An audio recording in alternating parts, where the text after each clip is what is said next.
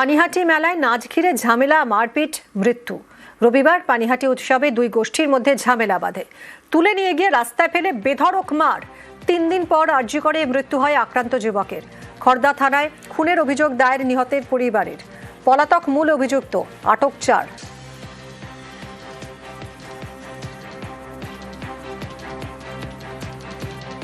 এরকম সবাই মিলে লাথি মেরেছে, ওরা 22-23 জন লাথি মেরেছে রাস্তায় ফেলে। তারপর আমরা ওকে সারা মেলা খুঁজলাম, পুলিশ আমাদের ছেড়ে দিল।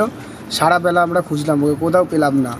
তারপর বাড়ি এসে দেখছি ওরকমভাবে পেটে হাত দিয়ে ওকে দাপড়াচ্ছে। তো ওকে তখন জিজ্ঞাসা করা হলো যে তোকে কী করে এটা হয়েছে। ও তখন বলল যে তোরা তো ওখানে তোদেরকে পুলিশ ধরে নিয়েছে, আর আমি এখন পালিয়ে গেছি, হয়তো ওদের যাদের সাথে ঝামেলা হয়েছিল ওরা আমাদের সাথে একসাথে ওই দিক দিয়ে পালিয়েছে।